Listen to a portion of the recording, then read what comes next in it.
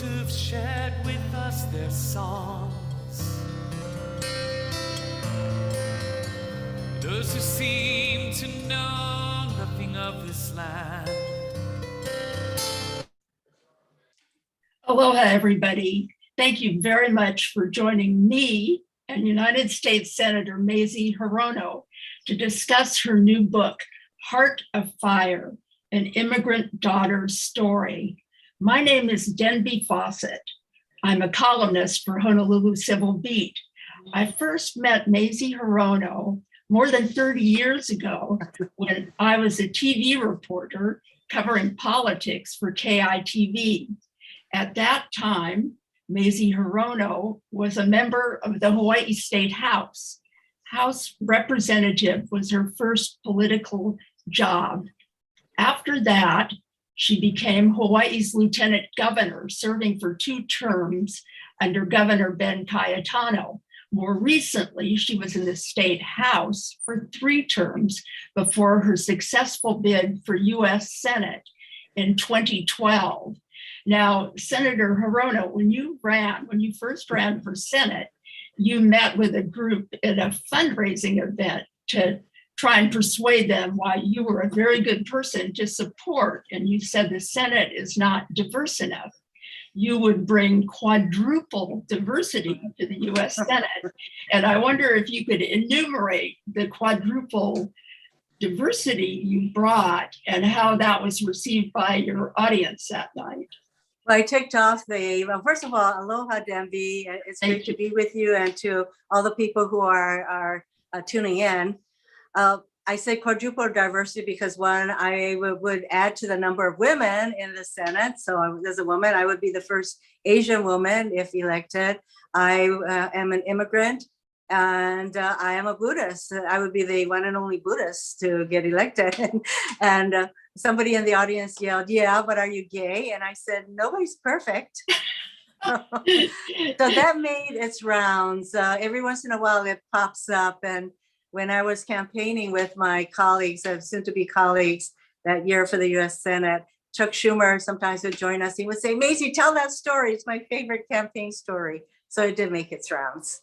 Yeah, that's a very funny story. And your book is remarkable. I just love it. And you can see by all the little markers, the parts I've noted that I especially like, but it also kind of made me a little sad reading it because I've known you all these years, and you always struck me as such a serious and determined person that when I interviewed you, I just wouldn't deign to say, "Oh, where did you come from? What's your life like? Who's your family?" Where the typical question here, where did you graduate from high school? And reading this book, I was reminded of what a remarkable, it's kind of a coincidence. We both grew up in territorial Hawaii. I came here in 1949 with my parents, and you came here in 1955. So we lived in Hawaii in the most remarkable time, kind of in the olden days before everything changed. And I want to ask you, the title of your book, this is dedicated to your mother, Laura Hirono. And I wondered to ask you why you picked that title and your special devotion to your mother. My mother was a remarkable person, and I recently lost her. So, she stays with me, of course, but she has such a fighting spirit. She had what I would call a heart of fire. And she also was a very determined person, but she didn't have to be noisy about it. She had fires, also embers that burn for a long time. And I think that she passed on those embers to me. And, fire is something that flares up and then it can be somewhat calm. But she had a heart of fire, and my book is, my memoir is dedicated to her. And the other thing, Denby, when you say that there were a lot of things you didn't know about me, it just goes to show that we all have stories to tell. And so I'm really grateful that I was able to do this memoir dedicated to my remarkable fighting spirit mom. Yes, in the book, you very carefully lay out that she had so many obstacles, but she never was really beaten down, only once, which we can talk about later. But I wanted to tell more about, the remarkable thing for a woman.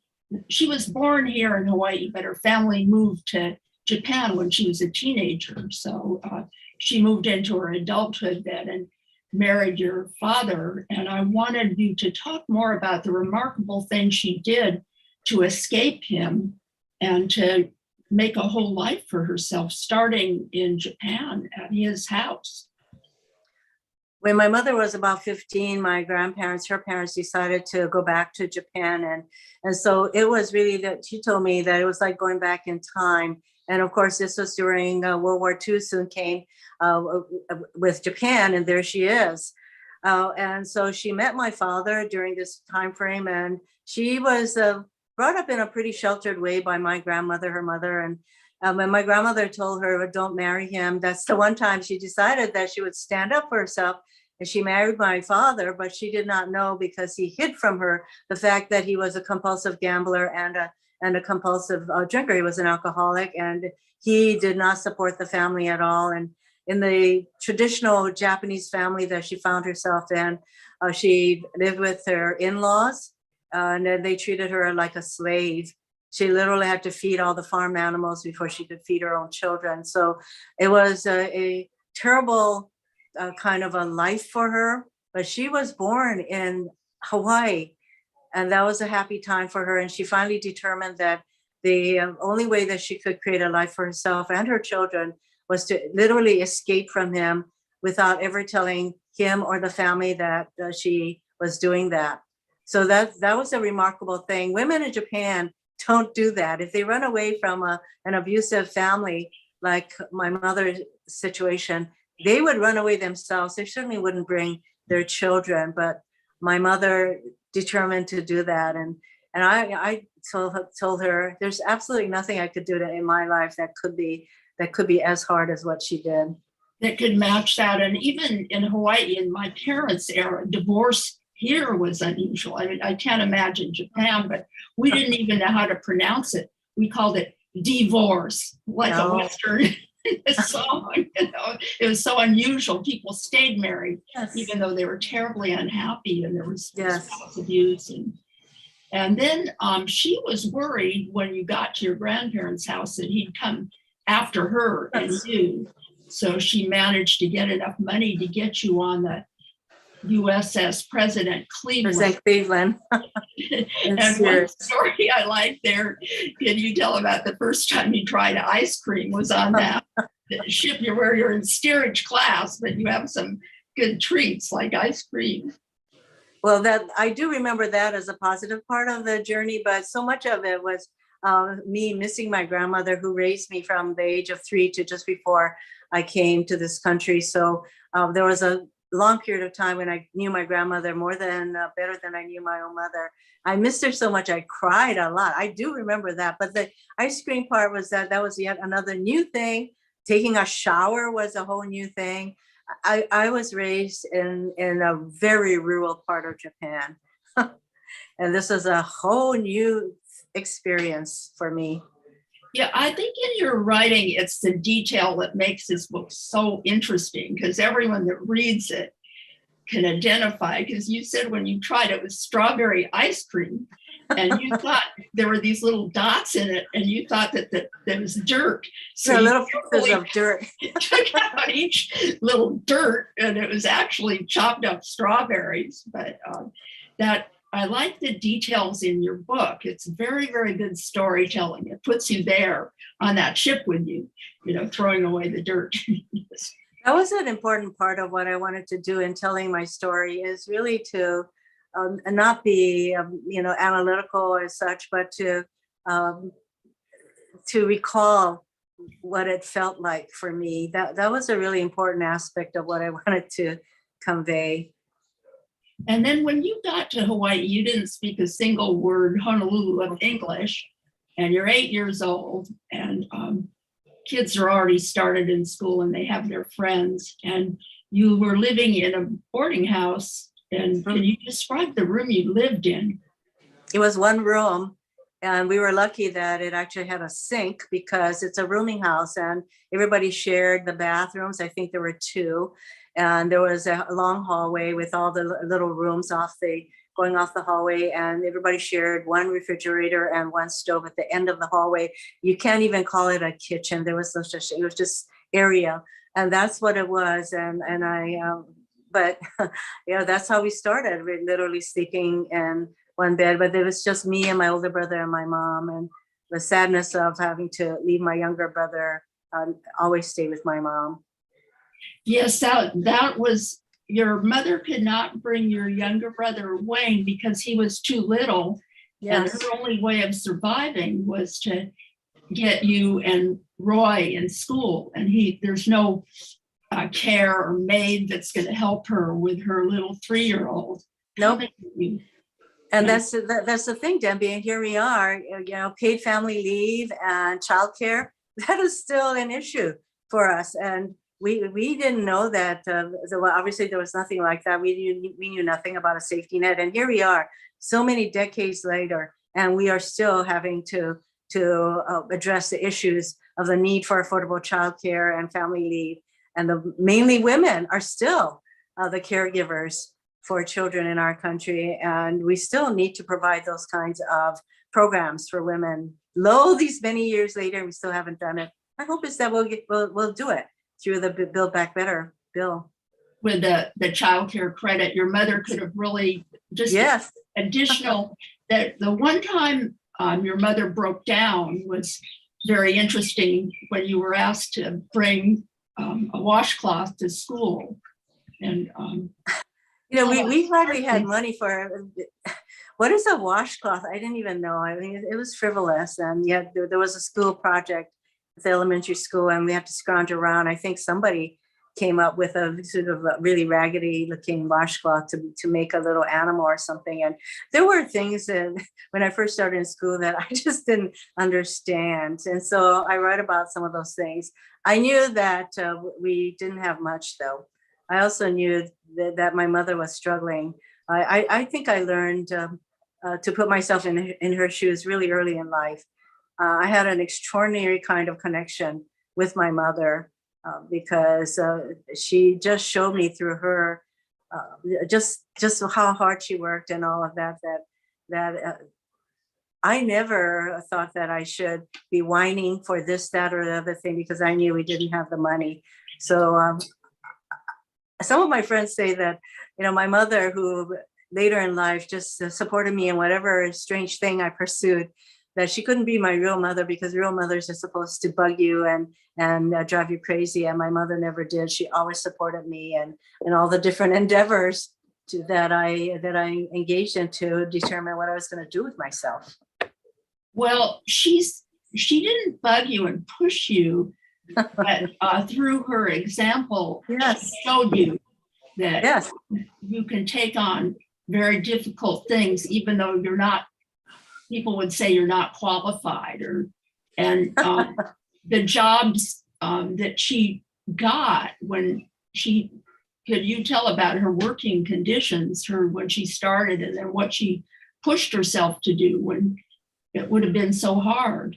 Well, when we first came here, she worked for a Japanese language paper and very low salary, no benefits. If she got sick, no money. And this is why, as you mentioned, the child tax credit of up to $300. My gosh, if my mom could have had even $20, even $10 a month for each of her children, that would have been a big help because we would run out of money before the end of the month. But she had very little benefits, and what's amazing to me is that she decided to go and work for the Honolulu Advertiser at that time as a proofreader. Amazingly, that because she did not graduate from high school here, and Japanese she was so much more comfortable with Japanese, but she decided to go for the job and she got it, which is amazing to me because I think a lot of people would say, I'm not qualified to be a proofreader. I'm not going to do that. But my mother showed me to take risks. And that's one of the life lessons I learned from Mom, to take risks in life. Yeah, she taught herself how to be a proofreader. And then you mentioned she even wrote a little book to tell other people, an informal book to help people like her that might want to have that job, putting down what she learned to do that. And, you're mentioning all the things she didn't have to help her with you and your brother Roy. But one thing that I was very touched by was while you were in school, everything was fine because she knew you're in classes. There was no after school then, of course, but you two managed where you take care of yourselves till she got home very late. But then came summer and all these 3 months, which summer was then, there weren't these divided school sessions like today. So you wrote about that she would put $1 on the table in your rooming house room for you and your brother, and that was for you to take care of yourselves all day. So you would buy a can of tomato soup for food and then go to the movies because it was cool. Yep. So we enjoyed our summers, and it's amazing. I still love Campbell's tomato soup. You would think I would be sick of it, but no. Yeah, eating it every day. And your brother, Wayne, you're also very sensitive today to immigrants and how they suffer when they're separated, children who are pulled apart from their parents. And Wayne's story, that's a very touching story. Could you talk a bit more about him? Wayne was only 3 when my older brother Roy and I were brought to this country. So my mother left him in the care of my grandparents, these are the same grandparents who raised me from the age of 3. And we did not know then what the separation would do to Wayne, and he missed us so terribly that he would ask every day, when are we coming home? He would look at a picture, and it was the saddest thing.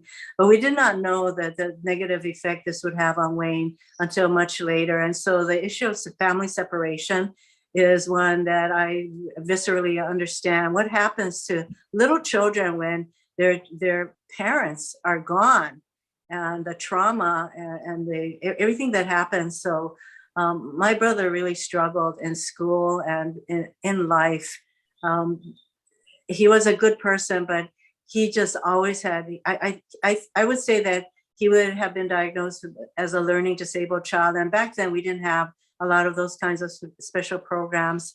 So he just struggled. It was one of the really sad understandings that my family came to way later, after we were all reunited, way later, that when we saw the struggles. And that is why on immigration reform, I am one of the strongest voices for why families need to be kept together, and why any comprehensive immigration reform should use family unity as a guiding principle. Because no matter how smart you are, or you know what kind of a great job you have lined up for you in this country, if you're an immigrant, I don't see how you can thrive or be happy without your family around you.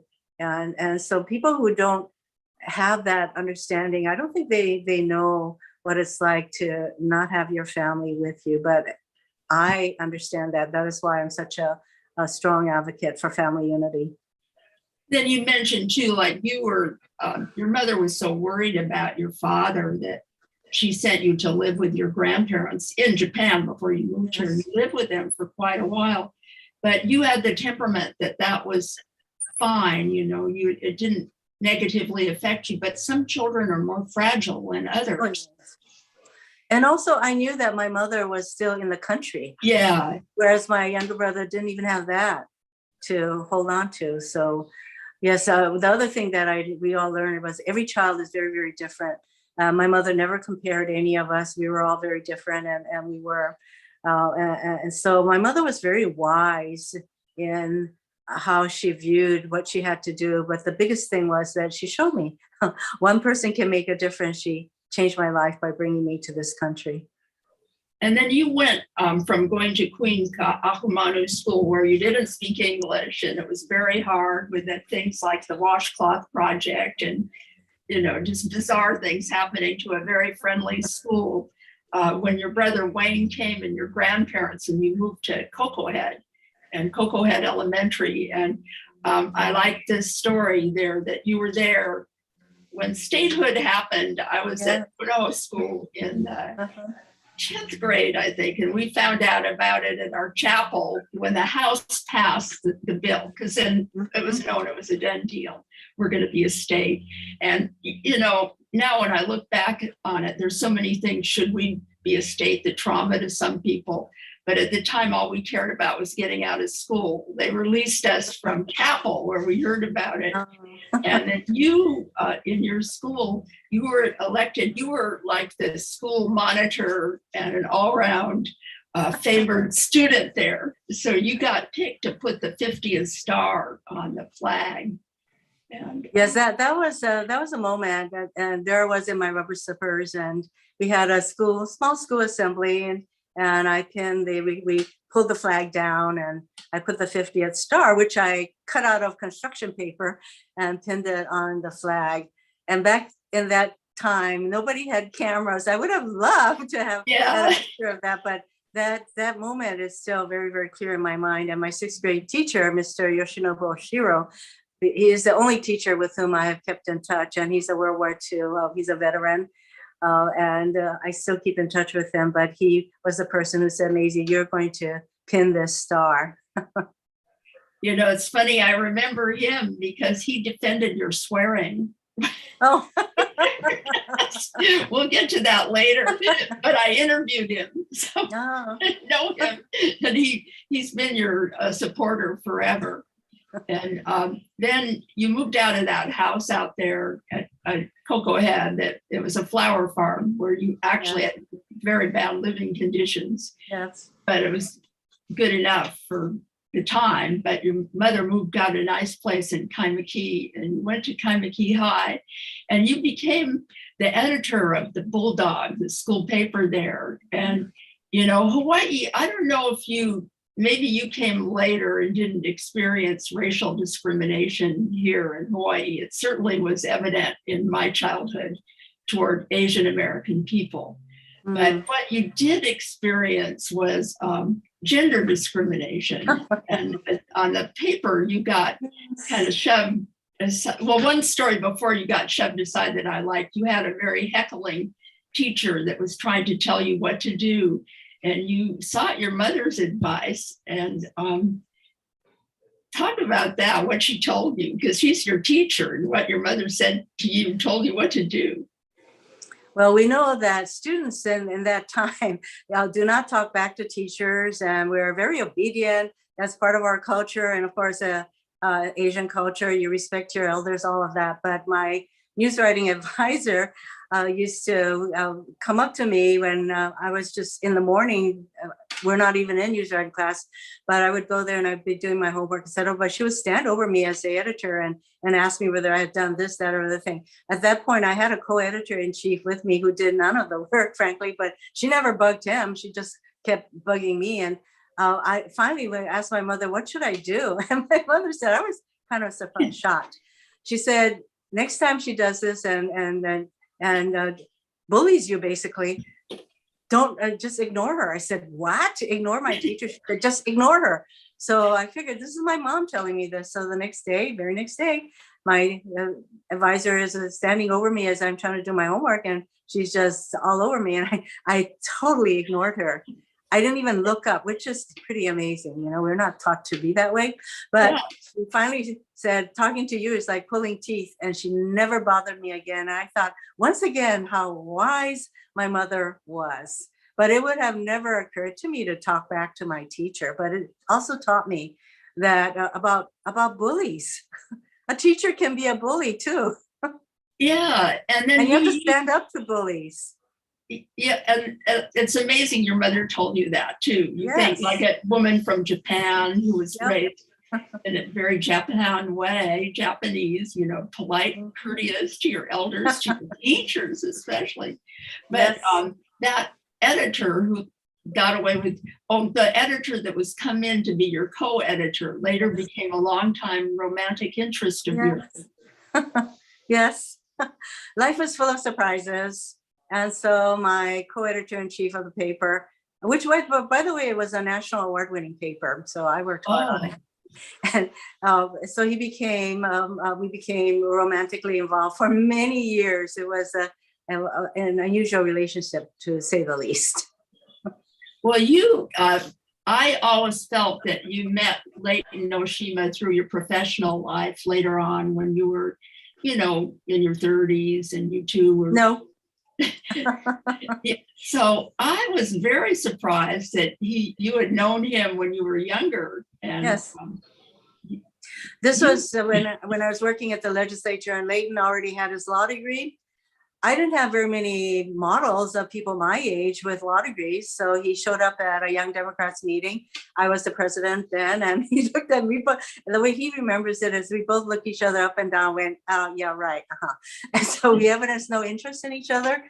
But secretly, I was kind of impressed that here's a person my age who already had a law degree, and I just had a bachelor's. But at one point, with some of my other activists and our activist friends, we decided that protesting and marching, singing "We Shall Overcome" is not enough. We needed to probably get a degree. And so most of us went off to law school, and that's what I decided. But during this period, I got to know Leighton better, and we were together before I went off to law school. And so this was in my 20s. I was about 24, 25 at that time. And then we broke up. And Leighton did not come back into my life. There's a whole segment where, you know, he's married and all that, not to me. But life is full of surprises, Denby. And so we got back together 13 years later after we broke up. And he would have been the last person that I would have ever expected to marry. But we have now been married 30 years, Denby. Well, you Pretty not only amazing. you not only broke up, you were so mad at him because he was Oh, yes. taking someone else out while you were in law school. Well, he was supposed to be waiting for me. that you declared him dead Yes. and that you burned all his Oh, pictures. yes. So, I'll have to say that I was quite decisive about it all. And yes, I said, he was supposed to wait for me and he didn't. And so I said, that's it. And that was it. And we did not come back together. We really had little to do with each other for a long time. Literally until we got back together to at least form some kind of a friendship, which turned into marriage shortly thereafter. yeah, you said in that period, even if he was in the same room, that you wouldn't speak to him. I could care less. Yeah. And then your run for House, that period was your beginning in politics. You Yes. decided, and that was when I remember meeting you, and you were very, very diligent and very, Very serious. serious. And you describe yourself that way too. That's another thing I like about your book. You kind of make fun of yourself for being so serious and so self-righteous. Quite. Yes. But there was I've mellowed more, but I'm still very determined, and I still very much dislike bullies. yeah, you said there was a lawmaker, a House leader who sat behind you and would go to get your attention on the House floor. Denby, Tony Kunimura. Yeah, Hawaii mayor later. The chair of the finance committee. He sat behind me and he would try to get my attention by going psst, psst. And finally I turned to him and I said, I don't respond to that. And he said, what do you respond to? I said, try Mazie. And after that, he never tried to get my attention other than by calling me by my name. And we got along fine after that. That was part of your mother's thing too, because her advice, because like the teacher, you ignored him for a long time, and that made him mad. Because you're a junior. I know he thought it was pretty funny. I thought it was pretty funny too after we resolved it.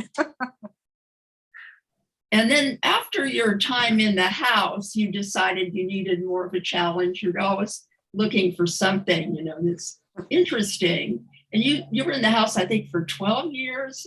14 years. Yeah, so you served your time there. You didn't just pop in and then move on. But this is where you start. When you start getting higher in politics, that's when the screws start getting put on not to do stuff. And you said Ben Cayetano, he didn't want you to be his LG. So yes, I decided I would run for lieutenant governor.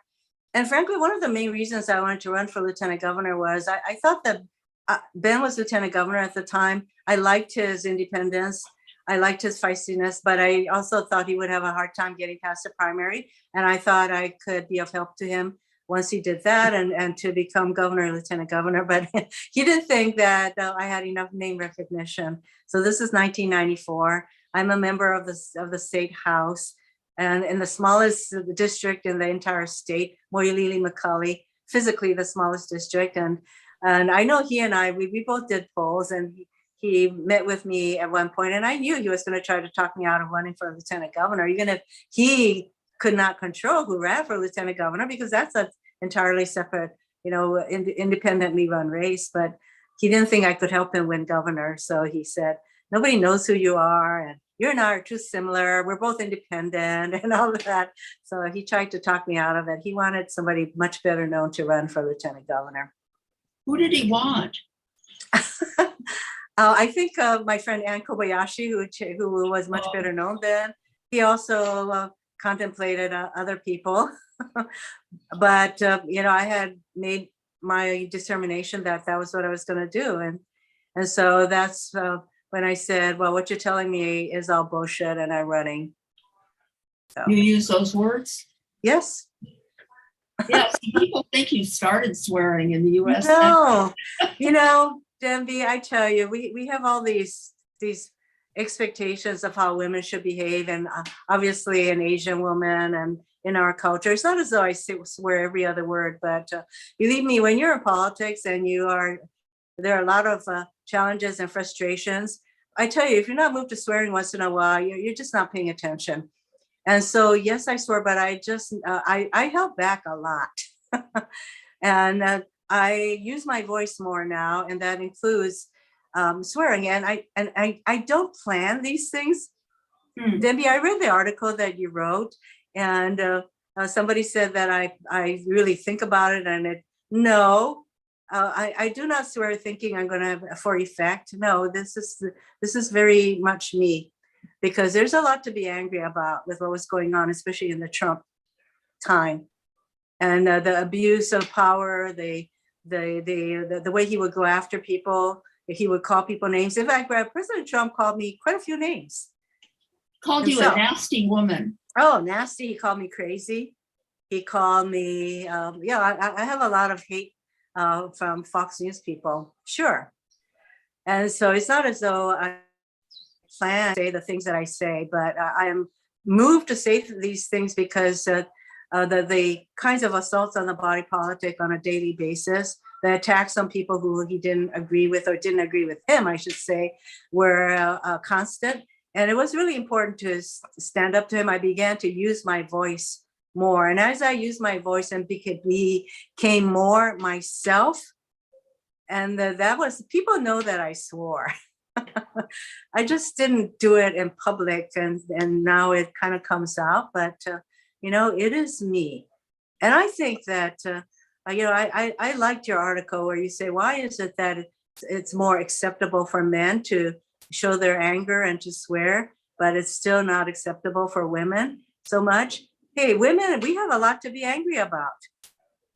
Yeah, I think your teacher said, he was very good, because he said, it's one thing to swear at someone in a mean way, to bully them and demean them and make them feel horrible, but that you were expressing yourself, you were expressing anger, which is, yes, fine. And he was your ardent defender from probably the 4th grade on up, which is very touching to me. Very, Mr. Oshiro, he's a gem. But there have been whole books written on women and anger and women expressing anger, and I think it is important that the injustice that's all around us that should be expressed. And there are a lot of people, strangers, who used to come up to me in the pre-COVID days, and I would be in New York, or there would be a lot more traveling that we did, and people would just come up to me and thank me for the way I spoke very plainly about the challenges and anger and frustrations that they felt in their lives, and that I spoke to that in a very genuine way. Why? Because it was genuinely felt by me. So, I will continue to speak out in what I call a very plain way. I don't use a lot of metaphors. I don't use Senate speak. I just say it the way I believe. It's the way I want to communicate, and I think I do very plainly. There's a question, really, it's a comment in here now, saying from Donna Chung. So she is saying, we're so, capital letters, glad you use your voice. Yeah, So we all have from Donna. Yes. But your voice became especially strong during the Kavanaugh hearing, when Brett Kavanaugh was in your Judiciary Committee, of which you're a member, and you famously said then, which I think won you the heart of most of America's women, you said that all this trouble is really coming, meaning sexual harassment and sexual abuse from men. So why don't you stop it, men? And you were interviewed by someone and you said, it's time for you to stand up and shut up. I can't quote it exactly, but. That was certainly not planned or thought through, by the way. Yeah, I was asked by a reporter whether the women on that committee, and there were only 3 women on that Judiciary Committee, all Democrats, whether we had some sort of special responsibility to take up the cause of Dr. Ford and just sexual harassment, assault. And I just thought, why is it always the women who are being asked to clean up? So I just said, look, the people who are perpetrating these kinds of acts of sexual assault, sexual harassment, it's the men in this country. So all you men out there, shut up and step up and do the right thing for a change. And so that is very much the misogyny, the gender disparity and discrimination is still with us, Denby. I'm just glad that there are so many more women who are standing up to it, and especially all the women who ran for the U.S. House. I'm just so proud of all these mainly minority women who are just really articulate, and they're such fighters. But people need to know that there are a lot of women out there. We need to express the outrage that we feel, not that we're just going to do that and not get anything done. Note that in spite of the fact that I speak the way I do, that my COVID-19 bill passed with bipartisan support, except for one no vote from a single Republican. And that didn't just happen because, we can't work with Mazie because she swears. No, I worked hard to garner the support of the Republicans. And it was one of the first bills that we got passed in a bipartisan way just recently. What does that bill do?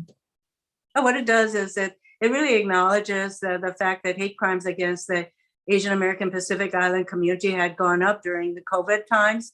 And what it does is it requires or really supports reporting of these kinds of crimes and incidents with the help of the U.S. Attorney General and the law enforcement in the states and counties, so that we have a much better idea and data as to the prevalence of these kinds of crimes, so that we can prevent them and prosecute them. And so that was, we all saw the videos of Asian, mainly women, being beaten up, and it was horrible. And what it led to was not only the passage of this bill, and for once Congress standing up and saying, we stand with the AAPI community, we condemn these kinds of hate crimes, but it also led to companies, for example, doing bystander training. I talked to UPS leaders who said they are training their drivers. Their drivers are all over to, if they see something like this happening, to report it, to maintain their own safety, of course, but to do something, because we all saw the videos of people being beaten up and bystanders not doing anything. So bystander training, so much more awareness, and so many Asian leaders stepping forward to say, we can no longer be the invisible community, because Asian Americans, Pacific Islanders, had long been really ignored, I'd say. So no longer. And any minority community that is targeted for these kinds of crimes should be supported. That includes the Jewish community that was targeted, and the Muslim community, obviously. So there's a lot of racial issues in our country that we need to address. Do you feel that in Hawaii too? Or? There are, I think there are people who harbor such things in Hawaii. Thankfully, they tend to keep it more to themselves. There are gender issues in Hawaii that we should address, we should deal with. Such as? I think there still are women in Hawaii, not just in Hawaii, but who are told, oh, it's not your turn. You can't do it. You're not qualified. I'm sure you experienced those kinds of attitudes and statements during your time. And certainly I did. Yeah, it was interesting in your book that also Governor Cayetano, he didn't want you to run for governor, and the party didn't. And they came down so bad on you that they even supported a Republican, Andy Anderson, who became a Democrat, to run as governor. Yes. And, that's terrible. You were a dutiful Democrat all these years. Yes. Helping, and that the labor unions, they were going to go over to Anderson, that you had to make a special effort to get them, on your side. And that to me was shocking, that a party would pick someone that's a longtime Republican businessman, a good person, but not a Democrat. those are some of the kinds of things that happened. And you know what, for a long time, and for a lot of women, we think it's our fault that we didn't do enough. Certainly I could have done more as lieutenant governor to set the stage for a governor's race. But nonetheless, I mean, one could say that maybe Ben Cayetano didn't exactly set the stage to run for governor, because he and his governor didn't get along very well. That would be John Waihee. But you know, those kinds of comments are less often said, I'd say, to men than to a woman. And so, yes, I acknowledge that, you know, I'm not projecting and saying, well, it's everybody else's who didn't help me. But I know from studies and there are books and analysis that are written about women who run for president, women who run for governor, and the kinds of gender-based attitudes that come out when women run for the highest executive office in the state or in our country. And I've had these kinds of discussions with other of my colleagues who ran for a state, like Heidi Heitkamp. She ran for governor of North Dakota, many of my colleagues, and including, by the way, Hillary Clinton and her race for president. In Ben Cayetano's book, he says that he had nothing against you. You just didn't think you could win as governor against Linda Lingle. And he said that he would have, you know, helped you become a judge. And he said he thought you were a better legislator than for executive position. And I'm wondering if you think that as well, because you're a very good lawmaker. And you've got a good temperament to do that. You to do the research, to, you know, the patience, and like you mentioned in your book, some of these bills that are so important are boring. You know, for people. You know, especially the consumer ones you worked on, but they're terribly important. And is that your thought now that you see yourself as a lawmaker? I thought that I would be a good governor, because I like to, you know, bring people together, but it's a very different arena. And yes, I like the legislative arena. That is more I would say, where I can really hunker down and decide what issues I'm going to work on, who I'm going to work with. There's a lot more creative effort that can go into that. And yes, I am happy to be where I am now. And you have no intention of running for any other office? And I'm no US Senator. I'd say this is a pretty good thing I get to do now. I'm grateful that I'm able to be where I am. And I'm really grateful that I represent a state like Hawaii, where there's, I would say, far less divisiveness and the kind of anger that I see in so many other parts of our country. I'm really grateful that the state of Hawaii, we have the kind of diversity that I wish could be much more appreciated in the rest of the country. Donald Trump brought out that your anger, and he's out today rallying in, I forget where, Idaho maybe, a Western state. And I wonder what you think about him, his chances of getting anywhere again, ever. I never take anything relating to Donald Trump and what he has unleashed in this country for granted, because who would have thought that he would have become elected president then the first time? And so I do not take anything for granted. He is still living the big lie. He's still perpetuating the big lie. He's still pulling together people with a lot of resentments and angers, and basically a lot of fear. And he is being supported by so many members of the Republican Party who don't even want to get to the bottom of what happened on January 6th and that insurrection, you know, and the fact that those kinds of extremism in our country is alive and well. And then that Christopher Wray, our FBI director, said that kind of extremism in our country, much of it by white supremacists, is a huge issue, domestic issue in our country. I'm looking, there's, I'm trying to read this question. Oh, Never restrain yourself. This is more of a comment. Oh, You're to be commended for taking 45 on. Never restrain yourself when expressing yourself. Gail, oh, you'll like this. Gail McElrath, Aquang's daughter. oh, gosh, that is great. Now, Aqua Macaratha, a force of nature. Yes.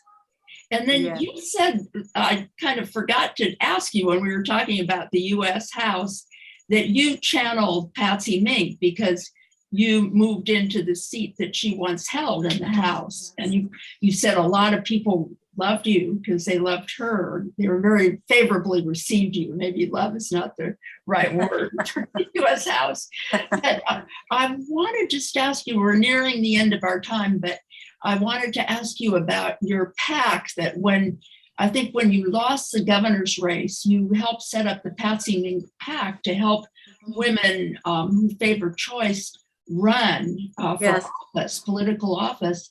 And I want to talk to you about your concerns now. I think we're in a very scary time. Yes. And especially, well, the Patsy Mink Political Action Committee was a group of very dedicated souls who worked on my campaign for governor. And we decided that we should create a political action committee, raise money to help pro-choice Democratic women run for office. And yes, right now, when a woman's right to choose, when abortion is on the line, when you have a Supreme Court, I think that is poised to reverse Roe v. Wade.